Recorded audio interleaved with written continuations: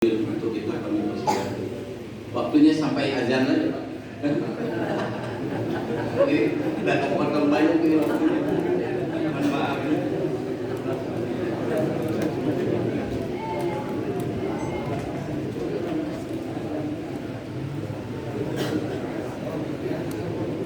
Asyhadu an la ilaha illallah wahdahu la syarika lah wa asyhadu anna Muhammadan abduhu wa rasuluh. Amma ba'du, a'udzu billahi minasy syaithanir rajim. Bismillahirrahmanirrahim. Alhamdulillahirabbil alamin, arrahmanir rahim, maliki yaumiddin. Iyyaka na'budu wa iyyaka nasta'in. Ihdinas siratal mustaqim. Siratal ladzina an'amta 'alaihim ghairil maghdubi 'alaihim waladdallin. Allahumma sholli ala Muhammad wa ala ali Muhammad kama shallaita ala Ibrahim wa ala ali Ibrahim innaka Hamidum Majid. Ketua sidang yang terhormat, para tamu undangan yang terhormat, hadirin, hadirat, peserta jalsah, dan saudara-saudaraku seiman, sebangsa dan setanah air. Assalamualaikum warahmatullahi wabarakatuh. Karena ceramah ini adalah ceramah terakhir, saya mohon dispensasi waktu sampai selesai saja.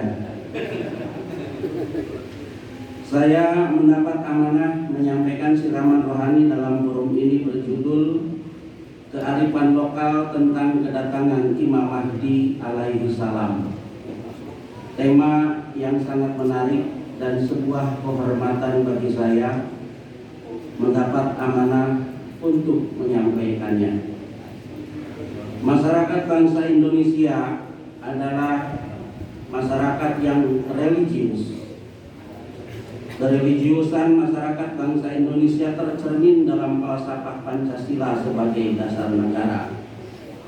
Ketuhanan yang Maha Esa, kemanusiaan yang adil dan beradab, persatuan Indonesia, kerakyatan yang dipimpin oleh hikmah kebijaksanaan dalam permusyawaratan perwakilan, dan keadilan sosial bagi seluruh rakyat Indonesia. Pancasila menurut Hadrat Mirza Tahir Ahmad, Imam Jemaat Ahmadiyah keempat rahmatullah alaih, adalah the golden principle, prinsip emas yang tidak dimiliki negara lain, termasuk negara berlabel negara Islam sekalipun. 5 dasar negara atau Pancasila seutuhnya diserap dari spirit agama, terkhusus agama Islam. Jika masyarakat bangsa Indonesia mengamalkan Pancasila secara utuh, dalam bahasa agama disebut kafah, maka Indonesia akan menjadi negara yang agamis, Islamis, tanpa embel-embel atau label negara agama atau negara Islam.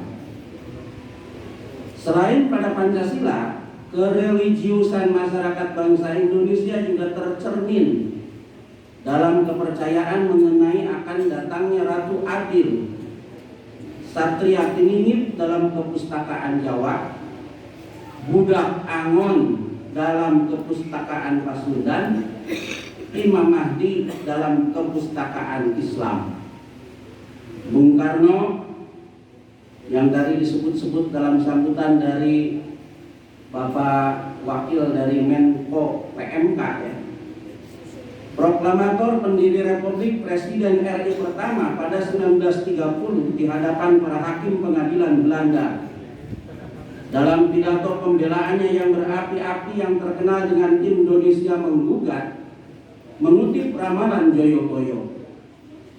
Menurut Bung Karno, ramalan Joyoboyo itulah yang berhasil membangkitkan semangat dan harapan rakyat Indonesia untuk meraih kemerdekaan. Silahkan pertimbangkan Tuan Hakim, kenapa orang-orang Hindia Belanda atau Indonesia masih menunggu Ratu Adil kata Bung Karno saat itu. Kenapa hingga saat ini Jayabaya membangkitkan harapan rakyat? Tidak ada alasan lain selain karena rakyat menangis menunggu dengan yakin demi keselamatan mereka. Seperti seseorang hidup di kegelapan yang tak pernah menyerah untuk menunggu dan berharap setiap jam, setiap menit, setiap detik kapan matahari akan terbit. Lanjut Bung Karno. Konsep dan pandangan tentang Ratu Adil tidak lepas dari dua tokoh dalam sejarah kejawen yang melegenda. Tokoh pertama adalah Jayabaya dengan ramalannya yang dikenal dengan Jangka Jayabaya.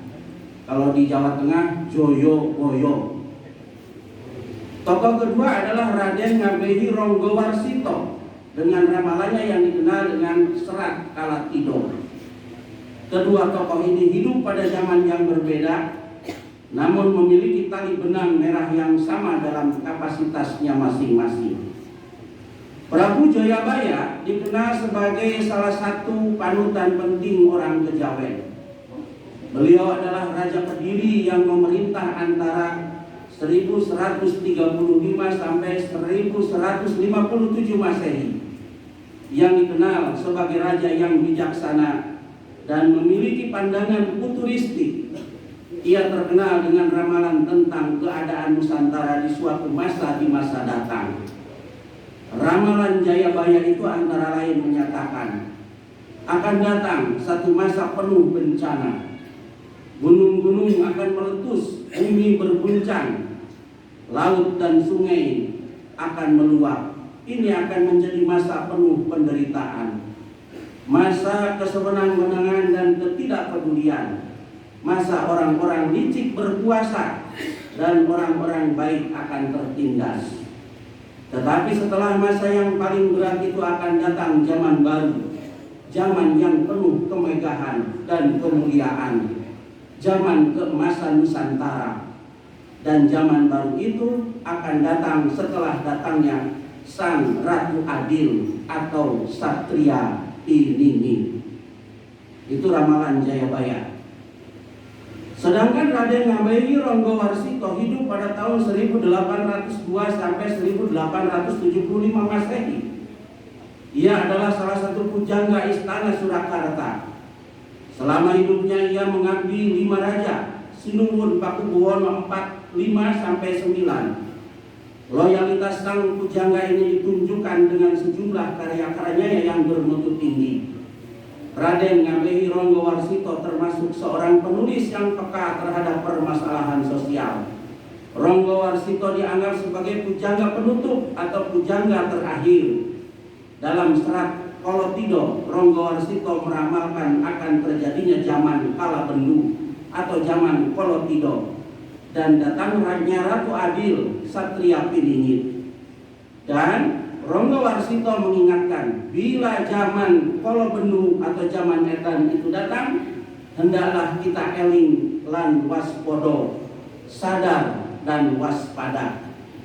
Beliau mengatakan, amenangi zaman Edan, ewu hoyo ing pambudi, milu Edan nora tahan yentan milu anglakoni, boya keduman melik keliran wekasanipun, dilalah kersa Allah, begjo nekang lali, lewih begjo kang eling lawan waspodo. Saya bisa bahasa Jawa karena 12 tahun di Jawa Tengah. Ada 7 kriteria yang diramalkan Raden Ngabehi Ronggowarsito akan datang di tengah gejolak zaman Edan. Pertama, Satria Kinunjara Murwa Kuncara.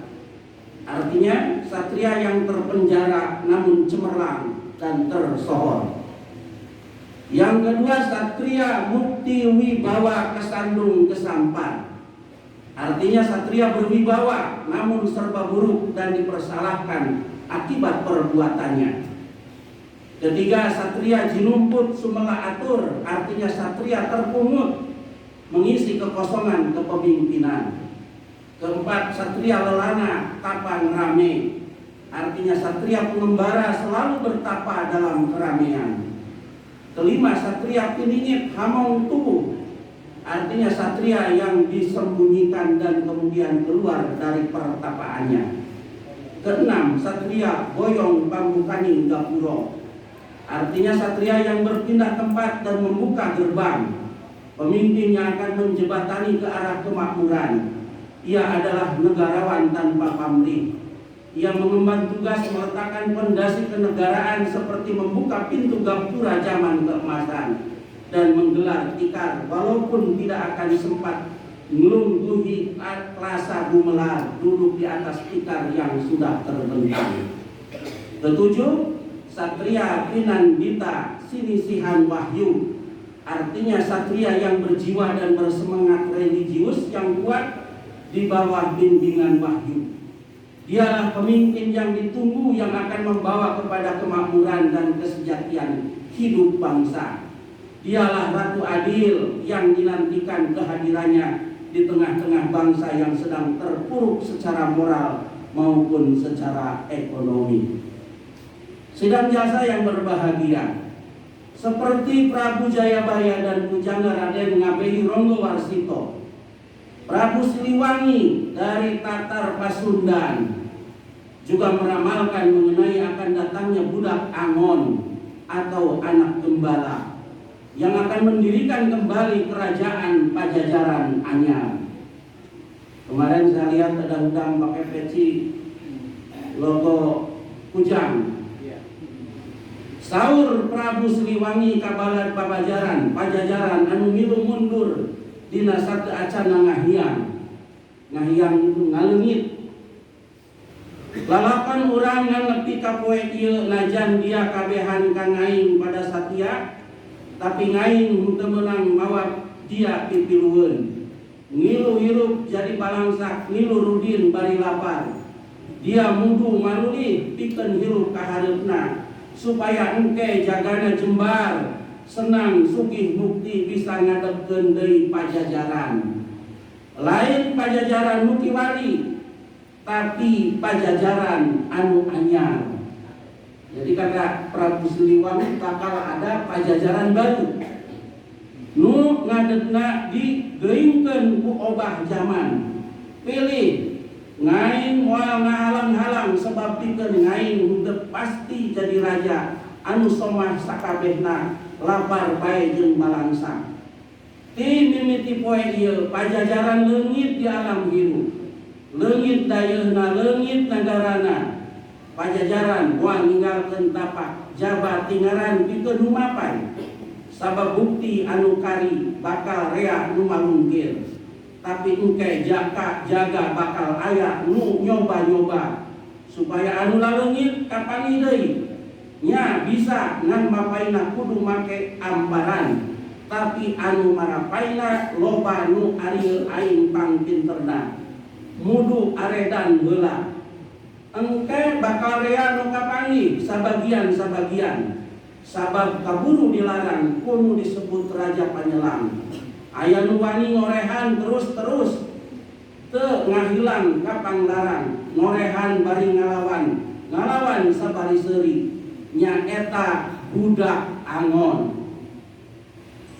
Imana dibilik leuwih pantona batu satangtungeun kahieuman ku handeulem karimbunan ku hanjuang ari ngangona lain kebo, lain embe, lain meong, lain banteng, tapi kalakai jeung tutunggul. Darengikeun zaman bakal ganti deui. Tapi engke lamun gunung gede anggeus ditu. Disusul ku 7 gunung. Genjlong deui saja jagat. Urang Sunda disarambat. Urang Sunda ngahampura hade deui sakabehanana. Sanagara sahiji deui Nusa Jaya jaya deui sebab ngadeg Ratu Adil Nusa Jati. Itu kata Prabu Siliwangi sebelum beliau ngahiang. Budak Angon dalam maksud Prabu Siliwangi adalah manusia yang sederhana dan rendah hati. Manusia penerang, pencerah, pemimpin yang adil dan bijaksana, berilmu tinggi dan memiliki kekuatan spiritual dan kekuatan batin yang tajam, sehingga ia tahu sebelum sesuatu terjadi. Dalam bahasa Jawa, weruh sak durunge dinara. Yang digembalanya daun kering, kalakai, dan ranting kayu tutunggul, menggambarkan kecerdasannya dan kekuatan spiritualnya berhasil mengungkap tadi rahasia-rahasia gaib kitab suci. Kalakai, benda mati kan? Kitab-kitab suci, dan menyebarluaskan pengetahuan atau ilmunya dengan penanya, tutunggul atau ranting, simbol daripada pena. Atau bisa juga berarti kekuatan spiritual dan kekuatan batin budak Angon yang menjadi ratu adil yang sejati itu berhasil menghidupkan kembali orang-orang yang secara rohani telah mati. Kalakai dan tutunggul, dengan demikian Pajajaran anyar pun, tatanan dunia baru, bumi baru, dan langit baru kembali berdiri. Uga Prabu Jayabaya, Raden Ngabehi Ronggowarsito, Prabu Siliwangi menunjukkan masyarakat tanah air sudah lama sekali meyakini akan datangnya juru selamat di akhir zaman. Apakah Ratu Adil, Satria Piningit, Satria Pinunjara, Satria Mukti Wibawa, Satria Jinumput, Satria Lelana, Satria Piningit Hamongtowo, Satria Boyong Kambukaning Gapuro, Satria Pinandita Sinisihan Wahyu Budak Angon, yang diramalkan akan datang itu pemimpin politik ataukah spiritual? Bapak dan Ibu sekalian, dari 7 kriteria pemimpin yang diramalkan akan datang, 6 tampaknya bercorak politis. 1 itu yang bernama Satria Pinandita Sinisihan Wahyu, tampaknya itu yang bercorak spiritual murni. Mari kita lihat sekilas, kita ulas sekilas. Satria Pinunjara Murwa Kuncara, satria yang terpenjara, tampaknya menunjuk kepada sosok Bung Karno yang diketahui keluar masuk penjara sebelum tampil menjadi pemimpin atau presiden. Selepas dari penjara, ia berhasil melepaskan bangsa Indonesia dari penjara bernama kolonialisme imperialisme. Ia sangat kuncara atau cemerlang sebagai pemimpin besar yang berhasil mempengaruhi sepertiga dunia dengan gerakan non-blok yang dibangun dari konsepnya. Satria Mukti Wibawa Kesandung Kesampar, satria yang berwibawa, tampaknya menunjuk kepada sosok Soeharto yang diyakini sebagai pemimpin yang berwibawa. Beliau tampil sebagai pemimpin selama 32 tahun tanpa ada orang yang berani melawannya. Namun di akhir kepemimpinannya, seolah semua hasil tindakannya kesandung kesampar, serba buruk dan dipersalahkan orang. Bahkan setelah meninggal dunia pun masih dalam status tersangka di muka pengadilan atas tuduhan berbagai skandal korupsi dan kolusi. Satria Jinumput Semela Alur, satria terpungut, tampaknya menunjuk kepada sosok B.J. Habibie. Ia disebut Semela Atur yang berarti menyela kepemimpinan yang sedang lowong setelah ditinggalkan oleh Soeharto. Terpungut karena karirnya naik lantaran dipungut dari negeri asing dan menjadi punggawa atau pejabat negeri. Satria Lelana Tapang Rame, satria pengembara, tampaknya menunjuk kepada sosok Abdurrahman Wahid atau Gus Dur yang pernah menjadi pemimpin bangsa Indonesia. Sejak muda beliau telah menjelajah berkelana di sejumlah negara di Asia Selatan, Mesir dan Eropa untuk belajar menempa diri. Ketika menjadi pemimpin pun beliau rajin berkelana untuk mengunjungi sejumlah negara. Keterbatasan indera mata tidak menjadi halangan dalam pengembaraannya. Beliau juga pantas disebut tapa, ngerame atau bertapa dan bersemedi dalam keramaian. Hiruk pikuknya dunia tidak membuatnya dia jatuh dan terperangkap di dalamnya. Satria Piningit Hamongtowo, satria yang disembunyikan dan kemudian keluar dari pertapaannya. Dengan segala kelemahan dan kelebihannya, satria ini diramalkan akan berhasil Hamongtowo merangkul semua komponen yang ada di bumi Nusantara dan mengantarkan ke gapura pembuka zaman keemasan. Apakah ini bisa ditafsirkan menuju kepada Megawati? Apakah cocok kalau dikatakan ia adalah seorang ratu putri yang dipingit dan mendapatkan legitimasi luas karena hamong tubuh dari ayahandanya Soekarno? Ia memang menjadi simbol penderitaan selama Orde Baru, sehingga begitu keluar dari pingitan ia mendapat dukungan luas dari publik. Waktu telah habis. Belum selesai. Saya masih selesaikan aja ya, 2 halaman lagi. Satria Boyong Kambukani Gapuro, satria yang berpindah tempat dan membuka gerbang. Pemimpin yang akan menjembatani ke arah kemakmuran. Ia adalah negarawan tanpa pamrih. Ia mengemban tugas meletakkan fondasi kenegaraan, seperti membuka pintu gapura zaman keemasan dan menggelar tikar. Walaupun tidak akan sempat melungguhi plaza gumelar, duduk di atas tikar yang sudah terbentang. Siapakah dia? Apakah Presiden Jokowi saat ini? Wallahu alam, yang pasti saat ini tanpa pamrih telah dan sedang meletakkan fondasi menuju Indonesia Emas 2045 dengan membangun infrastruktur dan memindahkan ibu kota negara sebagai gerbang keemasan. Yang terakhir, Satria Inandita Sinisihan Wahyu, satria yang berjiwa dan bersemangat religius yang kuat. Nah, inilah pemimpin spiritual. Dialah pemimpin yang ditunggu akan membawa kepada kesejahteraan lahir batin, kemakmuran dan kesejahteraan bangsa. Dialah Ratu Adil yang dinantikan kehadirnya di tengah-tengah bangsa yang sedang terpuruk secara moral dan akhlak. Satria Pinandita Sinisihin Wahyu, inilah kampanye kepemimpinan yang bercorak politis, spiritual murni atau agama.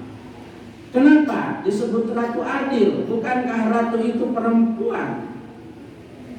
Satria Pinandita Sinisihin Wahyu disebut Ratu Adil karena ia memimpin dengan cinta, dengan penuh kasih, seperti cinta dan kasih seorang ibu kepada anaknya.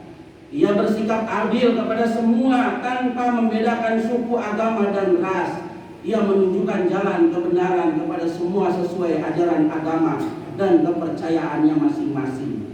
Ia mewarisi kepemimpinan Nabi Muhammad dan memimpin dengan sifat jamal, kecantikan, dan keindahan akhlak Nabi Muhammad SAW. Ia adalah ummati, zil, buruz Nabi Muhammad SAW. Bahkan dia adalah cerminan semua nabi. Zariullah fi hulalil anbiya. Bapak dan Ibu sudah sampai di sini sudah paham siapa yang dimaksud itu. Ya. Bapak dan Ibu sekalian, kepercayaan masyarakat Nusantara tentang kedatangan Ratu Adil, Satria Piningit atau budak Angon sesungguhnya sama dengan kepercayaan masyarakat beragam agama. Buddha menunggu kedatangan Gautama, Hindu menunggu kedatangan Krishna, Zoroaster menunggu kedatangan Zarathustra, Yahudi menunggu kedatangan Mesias, Kristen menunggu kedatangan Yesus Kristus atau anak manusia, dan Islam menunggu kedatangan Isa ibnu Maryam, Imam Mahdi. Sudah dekat masanya siapa yang dipanjangkan umurnya di antara kamu akan berjumpa dengan Isa ibnu Maryam, Imam Mahdi. Itu dalam konsep Islam. Para ulama Islam yang tergabung dalam Nahdlatul Ulama menyatakan keyakinan, kita wajib berkeyakinan Nabi Isa itu akan diturunkan kembali pada akhir zaman nanti sebagai Nabi dan Rasul yang melaksanakan syariat Nabi Muhammad. Dan hal itu tidak berarti menghalangi Nabi Muhammad sebagai Nabi yang terakhir, sebab Nabi Isa hanya akan melaksanakan syariat Nabi Muhammad, sedangkan mazhab 4 pada waktu itu harus tidak berlaku.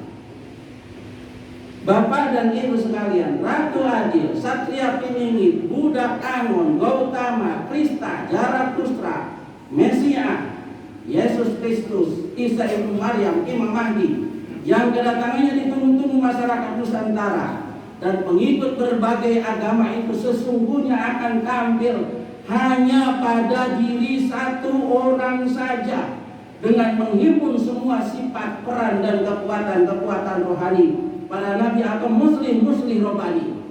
Pribadi itu akan menjadi prajurit Tuhan yang menyenang busana berbagai nabi. Zariullah fi hulalil anbiya. Dan agama yang menjadi wahana perwujudan keesaan Allah secara universal, satu-satunya dan terakhir hanyalah Islam. Kapan Ratu Adil, Satria Piningit, Budak Anon, Gautama, Krista itu datang? Cacangran para leluhur di Pasundan, di tanah Pasundan memberikan isyarat apabila Bandung gering utang tuh banyak penduduknya sehingga macet.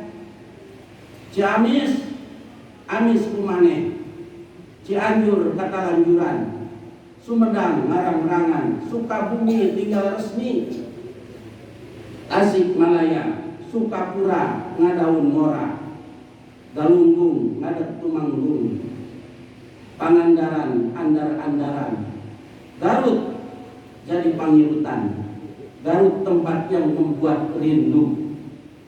Saya nggak terjemahkan karena nanti akan lebih panjang lagi. Selain Cacandran, ada juga uga-uga, Jagama barudak saja jalan di saungan. Nya buktinya aya kereta api. Gancang carita beja, mun geus aya balabar kawat. Nya buktina aya telegram. Aya nama komo aya WhatsApp. Ya. Jagama barudak batu turun geus naik. Nya buktina aya anak semak, anak somah naik pangkat, anak menap teu naik pangkat. Anak bukan pejabat jadi pejabat, anak pejabat tidak jadi pejabat. Jagama barudak nganteran kanu digawe mawa kejo dina iteu nandakeun angker gawe nya buktina aya nu dagang di pagawean. Dagang masuk ke kantor-kantor. Cacandran dan uga tanah Pasundan semuanya sudah terbukti. Oleh karena itu Ratu Adil, Satria Piningit, Budak Anon, Gautama, Krishna, Zarathustra, Mesias, Yesus Kristus, Isa Ibnu Maryam, Imam Mahdi seharusnya sudah datang. Narai takbir. Gulam Ahmad Ki. Gulam Ahmad Ki. Gulam Ahmad Ki. Narai takbir. Dan dalam forum ini saya ingin beritahukan kepada bapak-bapak dan ibu-ibu sekalian, kepada hadirin sekalian, Ratu Adil, Satria Piningit itu, Ratu Adil dan Satria Piningit, Budak Anon yang ditunggu-tunggu masyarakat Nusantara dan pengikut berbagai agama itu, sesungguhnya telah datang. Ia adalah Hadrat Mirza Ghulam Ahmad alaihi salam. Narai takbir. Gulam Ahmad Ki. Gulam Ahmad Ki. Hadrat Mirza Ghulam Ahmad menyatakan, maka akulah sesungguhnya masih yang dijanjikan itu. Demi Allah saya bersumpah, saya adalah Masih Maud dan sayalah orang yang dijanjikan oleh para nabi. Sesungguhnya Allah Ta'ala telah menjadikanku mazhar, penampakan bagi seluruh nabi, dan dinisbatkan Allah kepadaku nama-nama mereka. Saya Adam, saya Sid, saya Nuh, saya Ibrahim, saya Ishak, saya Ismail, saya Yakub, saya Yusuf, saya Isa, saya Musa, saya Daud. Dan saya adalah penampakan sempurna, mazhar kamil dari Nabi Muhammad SAW. Artinya saya adalah bayangan Muhammad. Hakikatul Wahyu halaman 72. Menutup uraian ini, saya ingin mengajak bapak-bapak membacakan sebuah nazom dalam bahasa Sunda berjudul Imam Mahdi Atos Aya. Sudah pada hafal belum? Hei dulur-dulur sadaya, koma ulah rek sulaya, Imam Mahdi atos aya, tos lungsur ka alam dunia. Apa? Coba kita bareng-bareng. Hei dulur-dulur sadaya, koma ulah rek sulaya, Imam Mahdi atos aya, tos lungsur ka alam dunia. Jenengan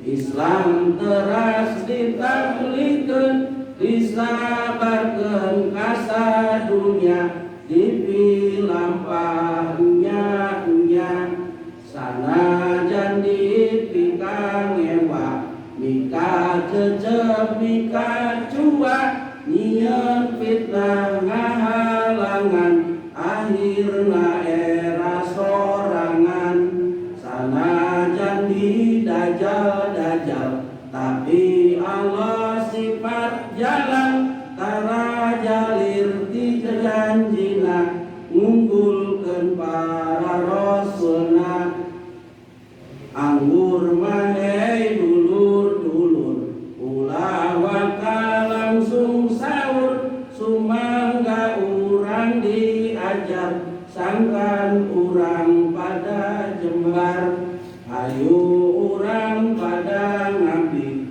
nuturkeun ka Imam Mahdi lebet kana Ahmadiyah malar karidoan Allah. Assalamualaikum warahmatullahi wabarakatuh.